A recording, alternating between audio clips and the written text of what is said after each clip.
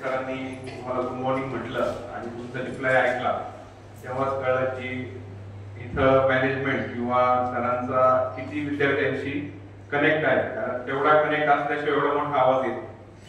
तर सर्वप्रथम आजच्या RS गुंजाळ वेलफेअर फाउंडेशन संचलित या संस्थेचे अध्यक्ष म्हणजे डॉक्टर राधेश्याम गुंजाळ सर, तसेच या संस्थेचे सचिव मान्य श्री राहुल गुंजाळ सर, या गुंजाळ कृषी महाविद्यालय याचे प्राचार्य डॉक्टर रोहित कुंभरकर सर, तसेच या प्रोग्रामसाठी आपल्या विद्यार्थ्यांना सोडण्यासाठी म्हणा किंवा या ओरिएंटेशन फंक्शनसाठी जमलेले पालक, सर्व पालक, तसंच या गुंजाळ कृषी महाविद्यालयाचे सर्व शिक्षक कर्मचारी आणि सगळ्या पुन्हा ज्यांच्यासाठी हा प्रोग्राम आपण इथे ऑर्गनाइज केला आहे असे सर्व तुम्ही जमलेले विद्यार्थी. तर बऱ्याच दिवसापासून खरं तर हा एक आज प्रसंग आला की बऱ्याच दिवसांनी विद्यार्थी मला बघायला भेटले, ते सुद्धा फर्स्ट इयरचे. कारण मी 12 वर्ष जेव्हा एका कॉलेजला सहाय्यक प्राध्यापक होतो त्यावेळेस ओरिएंटेशन फंक्शन याची जबाबदारी उंबरकर सरांना माहित असेल की PPT तयार करण्यापासून तर त्या फंक्शनची सर्व जबाबदारी माझ्यावर असायची. आणि आज खरंच चांगलं वाटतं की एका वेगळ्या रोलमध्ये तुमच्या समोर इथं आलोय. आणि त्या रोलमध्ये येण्याचं कारण म्हणजे आयुष्यामध्ये एक निर्णय घेतला की वेगळं काहीतरी करून पाहूया. आपण जे 12 वर्ष जो आपण अनुभव घेतलाय, ज्या शिक्षकी पेशामध्ये आपण वेगवेगळ्या भूमिकांमध्ये आपण काम केले, खरंच त्या शिक्षकाने जर एखादा निर्णय घेतला आणि व्यवसायामध्ये आला तर तो शिक्षक हा एक व्यावसायिक म्हणून सक्सेस होऊ शकतो की नाही, एक एक्झाम्पल दाखवून देण्यासाठी खरं तर मी हा निर्णय घेतला. आणि निर्णय घेऊन 3 वर्ष झाले. कारण कोणताही व्यवसाय सुरू केल्यानंतर कमीत कमी त्या व्यवसायासाठी तुम्ही 3 वर्ष द्यायला पाहिजे आणि मग तुम्ही अनालिसिस करा की खरंच तुम्हाला त्या व्यवसायातून फायदा होतोय का की नाही. तर मला असं वाटतंय की नाही, मी तो निर्णय घेतला आणि त्या निर्णयामुळे आज तुमच्या पुढे मी उभा आहे. नाहीतर मी एका कॉलेजचा जर प्राचार्य असतो तर मला कधीही तुमच्याशी इथं बोलण्याची संधी मिळाली नसती.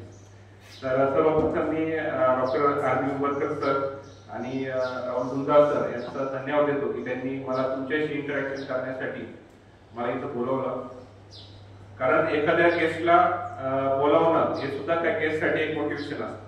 कारण आपण जे काम करतोय ते समाजात पोहोचतंय आणि त्या समाजात पोहोचल्यानंतर त्या गोष्टीचा फायदा समाजाला होतोय, या गोष्टीतूनच तुम्हाला कुठेतरी बोलवलं जातं आणि ते मोटिवेशन पुढे काम करण्यासाठी नक्कीच त्याचा फायदा होतो.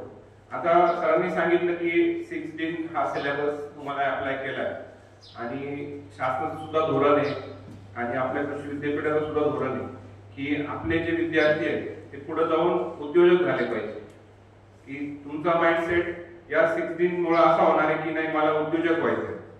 तुम्ही जॉब हा सेकंडरी विचार करा आणि उद्योजक म्हणजे व्यवसायच करायचा असं नाही की तुमच्या घरची शेती जर असेल त्या शेतीमध्ये जर तुम्ही राबले आणि त्या शेतीचा जर तुम्ही ब्रँड तयार केला तर तुम्ही एक उद्योजक म्हणून पुढे येऊ शकता. बऱ्याच जणांना डोक्यात असं असतं की नाही मी मग माझी कंपनी उघडेल आणि मग मी काहीतरी प्रोडक्ट बनवेल विकेल, असं नाही. आपण ऍग्रिकल्चरचे पहिला बेस आपला प्रायोरिटी कुठे पाहिजे, आपली शेती.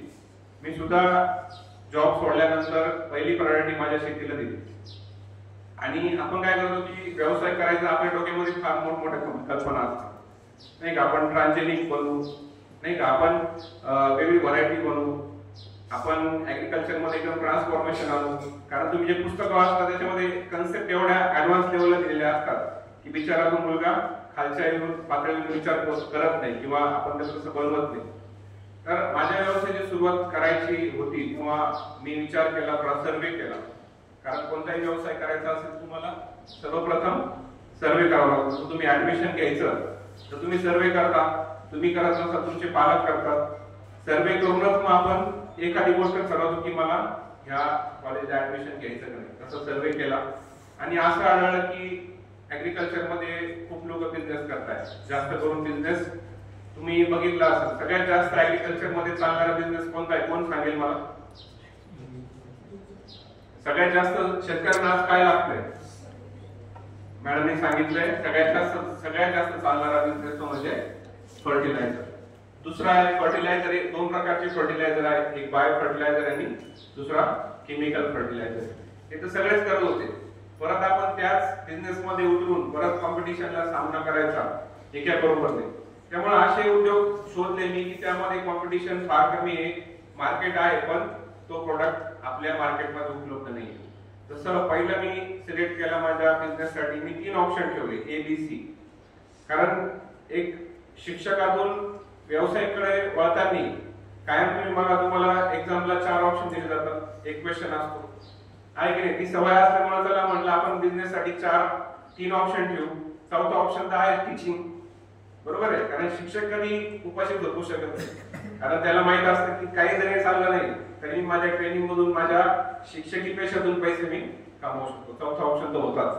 म्हटलं मग आपण 3 ऑप्शन काय सिलेक्ट करायचे. एकदम बेसिक टेक्नॉलॉजी सिलेक्ट केलं. गांडूळखत सगळ्यांना माहिती आहे, इतकी बेसिक टेक्नॉलॉजी की ती टेक्नॉलॉजी शासनाने त्याला फंडिंग करून स्कीम आणून भरपूर शेतकऱ्यांना करायला लावली, पण एकाही शेतकऱ्यांनी ती गांडूळखत केलं नाही.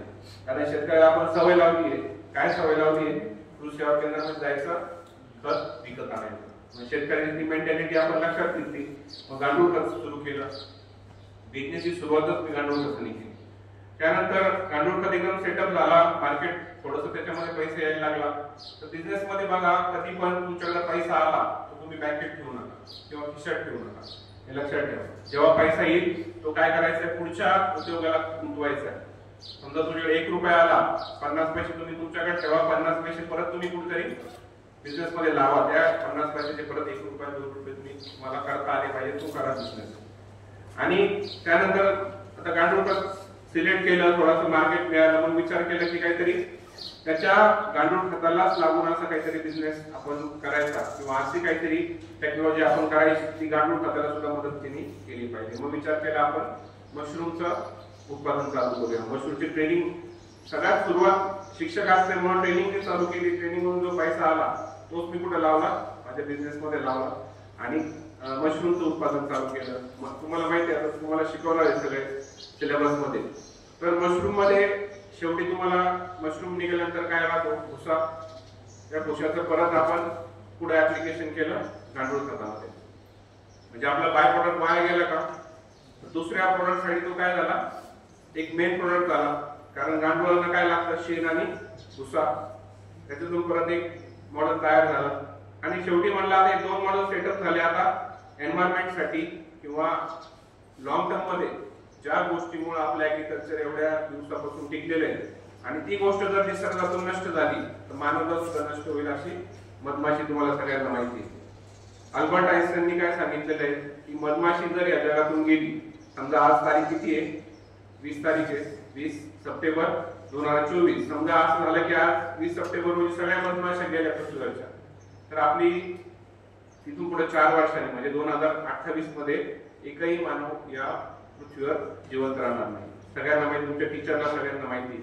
इतका महत्वाचा सेक्टर असून त्याच्याकडे कोणी लक्ष दिलं नाही. कारण त्याच्यामध्ये फील्ड वर्क, मधमाशा पाळायच्या म्हणजे तुम्हाला एसी मध्ये बसून पाळता येतील का, तुम्हाला कुठे न्यावं लागतील, मधमाशा जंगलामध्येच न्यावं लागतील. तुम्हाला ऍग्रिकल्चरच्या क्रॉप्स वर तुम्हाला पेटंट ठेवावं लागतील.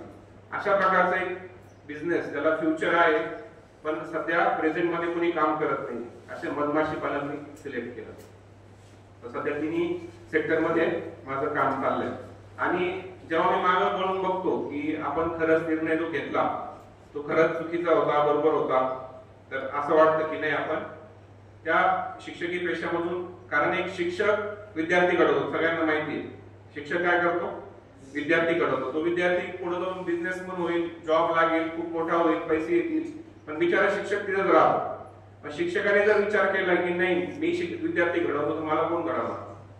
आणि मी सरांना, गुंजाळ सर इथं आहेत, कुंभरकर सर आहेत, इथून पुढे 6 दिन जसं सिलेबस मध्ये काय सांगितलंय की विद्यार्थी घडवा, विद्यार्थ्यांना बिझनेस करू द्या, पण जो शिक्षक इथं आहे त्या शिक्षकाला सुद्धा मॅनेजमेंटने एक मुभा दिली पाहिजे की स्वतः तर तुम्ही घरी काहीतरी बिझनेस चालू करा. तुमचा जॉब तर आहे, पण आता काय होतंय की मॅनेजमेंटला काय वाटतं की शिक्षकाला जर आपण थोडा फ्रीडम दिला तर तो काय करेल, नोकरी सोडून जाईल. पण तुम्ही जर त्याला स्कोप दिला, तुम्ही त्याला ऑलरेडी जॉब दिलेला आहे त्या शिक्षकाला, प्लस त्याला जर थोडासा एक बिझनेस करून दिला तर त्या शिक्षकाच्या डोक्यात बिझनेस चालू होईल. त्या शिक्षकाच्या डोक्यात बिझनेस चालू झाला तर तो बिझनेस तो त्याच्या विद्यार्थ्याला शिकवेल. जर तुम्ही फक्त शिक्षकाला काचेच्या पेटीत ठेवलं तर चालणार नाही. इथून पुढे आपल्या शिक्षकाला सुद्धा, आपले शिक्षक सुद्धा एक मोठमोठे बिझनेसमन पाहिजे, तरच ते चांगला एक विद्यार्थी घडू शकतात. या माध्यमातून मला मॅनेजमेंटला वर्कर सरांना सांगायचं की शिक्षकांना जर तुम्ही थोडीशी मुभा द्या, हे शिक्षक खरे तुमचे विद्यार्थी नक्की घडवतील. तर आता ओरिएंटेशन फंक्शन आहे की त्याच्यामध्ये तुम्हाला काही गोष्टी सांगितल्या पाहिजे. थोडं एक बिझनेस विषयी तुम्हाला सांगितलं, माझी बॅकग्राऊंड सांगितलं, मॅडम माझं इंट्रोडक्शन केलं. तर काही गोष्टी तुम्हाला विद्यार्थ्यांना खूप बेसिक सांगणार आहे, मी ऍडव्हान्स गोष्टी सांगणार नाहीये. मी तुम्हाला सांगणार नाही की एमपीएससीचा अभ्यास कसा करायचा, मी तुम्हाला सांगणार नाही की तुम्ही अभ्यास करताना काय काय गोष्टी पाळल्या पाहिजे, मजा कशी केली पाहिजे, सांगायची तुम्हाला गरज नाही. सरांनी सांगितलं दुपारी तुमचं प्रेशर असेल तर त्याला कोणतीही गाईडलाईन नाही, तुम्ही आपोआप एन्जॉय करता, नाही का, त्याला काही सांगायची गरज नाही. तर सगळ्यात महत्वाची गोष्ट, तुमचे संस्थेचे सचिव इथं बसलेले आहेत, त्यांच्याकडे पाहून तुम्हाला काय वाटतं? सर हेल्दी आहे का अनहेल्दी आहे? हेल्दी आहे. तर अशी बॉडी आणि असा हेल्थ आपल्याला जपायचं. सगळ्या ऍग्रिकल्चरचे विद्यार्थी खूप बेसिक गोष्ट आहे की आपलं व्यक्तिमत्व आणि आपलं शरीर हे आपण आधी सगळ्यात चांगलं ठेवायचं. तुम्हाला माहिती आहे तुमच्या शरीराची व्हॅल्यू किती आहे? तुमचा एखादा ऑर्गन जाऊ मग तुम्हाला व्हॅल्यू कळते की आपल्या शरीराची व्हॅल्यू किती आहे. अशा लाख बोलाच्या शरीरामध्ये जर आपण दररोज वडापाव, मिसळ, तेलकट पदार्थ जर खात गेलो ते शरीर तुमच्या बिझनेसला साथ देईल का? एक आता ऍव्हरेज जे एज झालंय माणसाचं, जे आधी 80-90 वर्ष होतं ते आता कितीवर आले? 50-60 वर आले. सगळ्यात महत्वाची वृंदावन कृषी महाविद्यालयाचे विद्यार्थी फर्स्ट इयरचे, उद्यापासून सगळ्यांनी ठरवायचं की माझं शरीर हे मंदिर आहे. दररोज सकाळी 1 तास व्यायाम करायचा. व्यायाम कुठलाही करा, योगा करा, रनिंग करा, कुठलाही करा. आणि व्यायाम झाल्यानंतर त्या शरीरामध्ये प्रोटीन्स, विटॅमिन्स आपल्याला टाकायचे, आपल्याला कार्बोहायड्रेट्स टाकायचे आणि आपले तेलकट पदार्थ टाकायचे. कारण सुंदर मन कुठं राहणार? चांगल्या शरीरामध्ये. सगळ्यात बेसिक गोष्ट आहे. पुढची गोष्ट सांगतो, तुमचं शरीर चांगलं झालं, तुमच्या शरीराला तुम्ही सवय लावली. सगळ्यात महत्वाचं शरीरासाठी व्यायाम करायचा म्हणजे तुम्हाला सकाळी उठावं लागेल. किती वाजता उठावं लागेल? 5 वाजता, 5:30 वाजता तरी उठावं लागेल. तुम्ही शरीराला सवय लावली, शरीर तुमचं चांगलं झालं, दणकट झालं, तुमचे व्यक्तिमत्व सुंदर दिसायला लागलं. पुढची गोष्ट आपल्या करायची, तुमच्या मनाला तुम्ही काय करायचंय? ट्रेन करायचंय. मनाला कोणती जिम आहे का ट्रेन करायला? मनाचा व्यायाम करतो कुणी?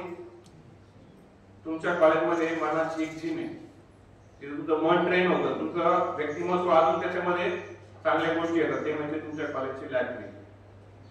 आहे लायब्ररी? सरांनी मी आता एक पुस्तक दिलंय बदमाशी पालनाचं, सरांना म्हटलं की तुम्ही लायब्ररीमध्ये ठेवा. दुसरं, वृंदावन कृषी महाविद्यालयाच्या विद्यार्थ्यांनी करायचंय की महिन्यामध्ये एक तरी चांगलं पुस्तक अवांतर वाचन आपल्याला करायचं. एक तरी पुस्तक, छोटा असू द्या मोठा असू द्या, ठरवायचं की आपल्या शेड्यूल मध्ये दररोजचा व्यायाम, चांगला आहार, तिसरी गोष्ट काय? चांगलं वाचन. तुम्ही पुस्तक वाचलं ठीक आहे. दुसरी गोष्ट करायची, आपल्याला एक न्यूजपेपर ऍग्रिकल्चरशी रिलेटेड वाचायचं. तुम्हाला माहिती कोणता आहे? ऍग्रोवन. ऍग्रोवन हा पेपर पहिल्यापासून तर शेवटच्या पानापर्यंत वाचायचा आहे. ही माहिती तुम्हाला तुमच्या कॉलेजच्या पुस्तकामध्ये कधीच भेटणार नाही. कारण न्यूजपेपर मध्ये काय येतं? जुन्या गोष्टी येतात का नवीन गोष्टी येतात? नवीन गोष्टी येतात. कोणती कीड आली आहे, सध्या रब्बीमध्ये कोणते पिकं लावले, कोणत्या शेतकऱ्याची सक्सेस स्टोरी आली आहे, कोणत्या कंपनीमध्ये काय चाललंय, शासनाच्या काय स्कीम आहे, हे सगळं ऍग्रिकल्चरच्या विद्यार्थ्याला माहित पाहिजे. महिन्यातून एक पुस्तक, दररोज एक न्यूजपेपर. आणि सगळ्यात महत्वाचं, तुम्ही सेकंड इयरला गेले, थर्ड इयरला गेले की थोडं शेड्यूल चेंज करायचं. महिन्यातून एक रिसर्च पेपर वाचायचा. रिसर्च पेपर माहिती तुम्हाला अजून तुम्ही फर्स्ट इयरला आहे. रिसर्च पेपर म्हणजे काय की शास्त्रज्ञ माहिती आहे तुम्हाला? विद्यापीठामध्ये महात्मा फुले विद्यापीठामध्ये शास्त्रज्ञ ते काय करतात? शास्त्रज्ञ काय करतात? शोध लावतात. आणि लावलेला शोध कुठे पब्लिश करतात? न्यूजपेपर मध्ये पब्लिश करतात का? कुठे पब्लिश करतात? रिसर्च पेपर मध्ये पब्लिश करतात. तर आपल्याला थिंकिंग ही वाढवायची असेल तर आपल्याला एक रिसर्च पेपर वाचायचा. ते तीनच गोष्टी तुम्ही शेड्यूल मध्ये करायच्या. पुस्तक वाचणे महिन्याला एक, दररोज न्यूजपेपर वाचणे ऍग्रोवन, तिसरं सेकंड इयर पासून थर्ड इयर पासून तुम्ही रिसर्च पेपर वाचायला चालू करायचं. आतापर्यंत काय ट्रेन केलं आपण? आपल्या शरीराला ट्रेन केलं, दुसरं मनाला ट्रेन केलं. तिसरी गोष्ट तुम्हाला सगळ्यात महत्वाची ते म्हणजे तुमचे स्किल्स. स्किल्स म्हणजे काय? तुम्हाला एक गोष्ट सांगतो की दोन माणसं असतात, लहानपणापासून मित्र असतात, आणि जो एक मित्र आहे तो गावाकडे राहतो, गावाकडे नदी असते, नदीत तो दररोज त्याची नाव घेऊन मासे पकडायला जातो. दररोज तुझे शेड्यूल काय असतं? सकाळी उठणे, मासे पकडायला जाणे आणि मासे पकडून घरी आणे. त्याला पोहतात छान येतं, होडी चांगली चालवता येते. दुसरा मित्र असतो तो PhD झालेला असतो, म्हणजे अति शिक्षित आपण त्याला म्हणतो, पण तो लहानपणापासून कुठे वाढला? शहरामध्ये वाढला. त्याला पैसा मिळाला, त्याला प्रसिद्धी मिळाली आणि सहज तो गावाकडे आला आपल्या मित्राकडे, आणि मित्र त्याला म्हणला चला आज आपण मासे पकडायला जाऊ, लहानपणी आपण पकडायचो कसे. तो ठीक आहे निघाला. पण या शहरात राहिलेल्या PhD झालेल्या उच्च शिक्षित मित्राला थोडा गर्व झाला होता, कशाचा? पैशाचा आणि शिक्षणाचा. मग तो बळायला मारायला लागला, काय तू गावाकडे राहिला, तुझी डेव्हलपमेंट नाही झाली, मी या देशात गेलो, या परदेशात गेलो, मी तर असं केलं, एवढा पैसा कमवला, माझ्याकडे इतक्या लाखाची गाडी आहे, सगळं बिचारीने ऐकून घेतलं. आणि थोडं नदीच्या मध्ये गेले, नदीच्या मध्ये प्रवाह थोडा फास्ट असतो, आणि मुद्दाम काय केलं त्यांनी की होडी थोडी हलवायला लागला, आणि त्याला दाखवायचं होतं की मी गावाकडे राहिलो, मी शेती केली, मी मासेमारी केली, पण मी पण काय कमी नाही. थोडी होडी हलवली त्यांनी, पाण्यात उडी मारली, आणि त्याला म्हणाल त्या PhD झालेल्या मित्राला म्हणला आता होडी बुडणार आपली, वाचव स्वतः. तो जोरात ओरडायला लागला. काय ओरडायला लागला? बाबा पोहता येत नाही. मग तो मित्र त्याला म्हणाला तू एवढा उच्च शिक्षित झाला, एवढे पैसे कमवले, पण एक लाईफ स्किल तू शिकला नाही आयुष्यात. कोणतं? पोहणं. समजा त्या मित्राने त्याला वाचवलं असेल नंतर, पण तो जर एकटा असता तो मेला असता की नाही? तुम्हाला कोणी वाचवलं शेवटी? स्किल. तुम्हाला तुमच्या एज्युकेशन मध्ये सगळ्यात महत्त्वाचे स्किल्स आहेत. ते स्किल्स तुम्हाला तुमच्या डिसिप्लिन कमिटी मध्ये पण आहे, तुमच्या रेग्युलर सिलेबस मध्ये पण आहे, पण त्याच्याही पुढे जाऊन आपण आपले स्किल इम्प्रूव्ह केले पाहिजे. स्किल्स म्हणजे काय? तुम्हाला बोलता आलं पाहिजे, तुम्हाला चांगलं लिहिता आलं पाहिजे, चांगलं वाचता आलं पाहिजे, तुम्हाला कॉन्फिडन्स आला पाहिजे, तुम्हाला एखाद्या समोर उभं केलं तर त्याच्या डोळ्यात डोळे घालून बोलता आलं पाहिजे, तुमच्या समोर एखादी मुलगी उभी केली तर त्या मुलीशी तुम्हाला बोलता आला पाहिजे. कारण पुढे तुम्ही जॉबला गेल्यावर तुम्हाला नुसतं मुलांशी कॉन्टॅक्ट नाही ठेवायचा, तुमची नेहमी बॉस लेडीज असू शकते. जर तुमचा लेडीज समोर तुम्हाला उभं केलं, तुमचा फरका पडाला तर काय होईल? हे सुद्धा स्किल आहे. अशा प्रकारचे वेगवेगळ्या स्किल्स तुम्हाला शिकायचे. 3 गोष्टी कळल्या? शरीर, मन आणि स्किल. 3 गोष्टी तुम्ही सगळ्यात बेसिक सांगितल्या, मी तुम्हाला बाकी काय सांगितलं. या 3 गोष्टीवर तुमचं कॉलेज काम करणारच आहे. मला कॉन्फिडन्स आहे. तुम्हाला माहित नसेल तुमचे प्राचार्य, तुमचे सचिव हे स्वतः एक ब्रँड आहे. तुम्हाला काही दिवसांनी त्याचा अनुभव होईल. स्पोर्ट्स असू द्या, अकॅडमिक्स असू द्या, तुम्ही फक्त 4 विद्यापीठामध्ये कुठे जा, गुंजाळांचं नाव घ्या, उंबरकर सरांचं नाव घ्या, तुम्हाला कुठेही अडचण येणार नाही. फक्त तेवढा बॅकअप तुम्ही त्यांना केला पाहिजे, आणि स्वतःचा एक व्यक्ती म्हणून स्वतःचा एक ब्रँड निर्माण करा. त्या ब्रँडला तुम्हाला जॉब शोधायची गरज पडणार नाही. तुम्हाला कंपन्यांनी तुम्हाला बोलवलं पाहिजे आमच्याकडे जॉब करा. तर अजून काय सांगण्यापेक्षा अजून भरपूर सांगण्यासारखं आहे, पण या 3 गोष्टी सगळ्यात तुम्ही महत्वाच्या आणि बेसिक आहे. हे तुम्ही 3 गोष्टी पाळल्या ना, तुम्हाला कुणी अडवू शकत नाही. व्यवसाय करण्यामध्ये तुम्हाला कुणी अडवू शकत नाही. MPSC UPSC होण्यामध्ये तुम्हाला कुणी अडवू शकत नाही. जॉब देण्यामध्ये 3 गोष्टी लक्षात ठेवा. आणि या ओरिएंटेशन साठी